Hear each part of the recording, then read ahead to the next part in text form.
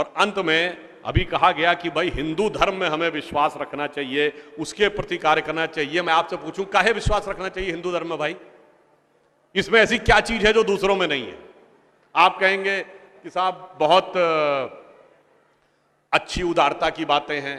अरे तो कहेंगे भाई दूसरे भी दावा करते हैं उदारता की बात है, कोई कहता हम पालन करते, कोई कहता पालन नहीं करते। हम तो कहेंगे वो बात बताओ जो हमारे यहां है और दूसरे के यहां है ही नहीं।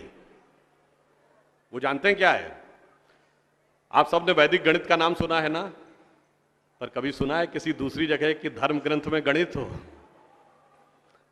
आयुर्वेद का नाम सुना है ना, वेदों का हिस्सा है। कभी किसी दूसरी जगह सुना है कि health science is a part of religious text? इसलिए हमारे यहां वह अद्भुत चीजें। आप दूसरी बात, कहीं तो बताया जाता है कि धरती चपटी थी, कहीं कहा जाता है कि धरती स्थिर थी, और हमारे यहां वो कैलकुलेशन जो सूर्य ग्रहण और चंद्र ग्रहण के किए गए हैं वो आज भी एक्यूरेट हैं। ये बताइए, हमारे यहां धरती के लिए जो अंग्रेजी में ज्योग्राफी शब्द है, ज्योग्राफी को हिंदी या संस्कृत में क्या कहते हैं? भूगोल। तो धरती क्या थी? गोल थी। वाराह अवतार में आपने भगवान वाराह के सींग में फंसी हुई धरती को चपटी देखा है कि गोल देखा है कि चौकोर देखा है? गोल ही देखा है ना। हमारे यहां जगत कहते हैं। ज यानी उत्पत्ति, गत यानी लगातार जो गति कर रहा है, यानी यह सृष्टि लगातार गति कर रही, पृथ्वी लगातार गति कर रही, स्थिर नहीं है, साकीन नहीं है धरती। उसके बावजूद जिन्होंने ये लिखा कि धरती चपटी थी, जिन्होंने लिखा कि धरती गोल नहीं थी, जिन्होंने लिखा कि धरती स्थिर थी, उन्होंने हमें समझाया है कि हम अवैज्ञानिक थे और वो वैज्ञानिक थे। और अंत में मैं ये भी कहना चाहूंगा, हम वैज्ञानिक थे तो आधुनिक युग में भी हम सबसे प्रबल वैज्ञानिक हैं। कैसे? ये बताइए, आप सब ने सर सीवी रमन का नाम सुना होगा। उनको फिजिक्स का नोबेल प्राइज मिला था, भारत के थे। हम सब ने ये पढ़ा है कि सीवी रमन पहले भारतीय थे जिन्हें साइंस का नोबेल पुरस्कार मिला। यह सत्य नहीं है, यह अर्ध सत्य है। वो प्रथम भारतीय नहीं थे। He was the first non European, first non white to get the Nobel prize of fundamental science. और आज लेटेस्ट क्या है? 21वीं सदी की सबसे बड़ी खोज अभी तक जो हुई है पिछले 21 सालों में, वो क्या है? 2012 में सन लेबोरेटरी में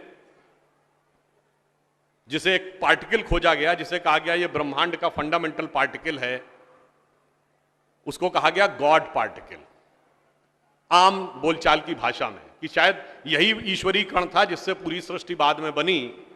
पर उस गॉड पार्टिकल का जो वैज्ञानिक नाम है वो जानते हैं क्या है? वो है हिग्स बोसॉन। और वो हिग्स बोसॉन इसलिए है कि वो दो वैज्ञानिक जिन्होंने सबसे पहले उसकी अवधारणा दी थी उनके नाम पे है। एक हैं इंग्लैंड के पीटर हिग्स, जिनके नाम पे हिग्स है, और बोसॉन शब्द है भारत के सत्येंद्र नाथ बोस के नाम पर। तो पहला प्राइज भी हमारा था और लेटेस्ट भी हमारे पास है।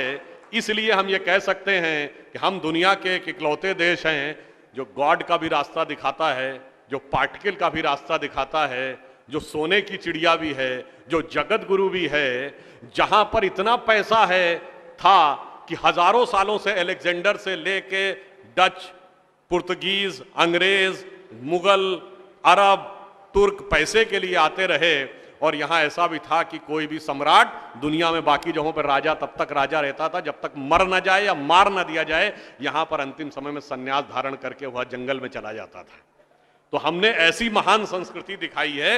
इसलिए मैं कहना चाहता हूं, जो कहा गया ना कि हमें क्यों उस संस्कृति के प्रति गर्व होना चाहिए और क्यों वह संस्कृति दुनिया में सबसे आगे हमको ले जाने का हेतु बनेगी, इसलिए मैं कहना चाहता हूं कि आज हमारी राजनीतिक मंच नहीं है, पर यह कहना चाहता हूं, प्रधानमंत्री जब से मोदी जी बने तो सबसे गरीब व्यक्ति के हाथ में पहले खाता हो, फिर उसके खाते में सीधे धन पहुंचे, उसके पास घर हो, उसके पास शौचालय हो, उस गरीब स्त्री के पास गैस भी पहुंचे, तो वो सारी शक्ति संपन्न हो, तभी जो है स्वतंत्रता की सार्थकता होती है।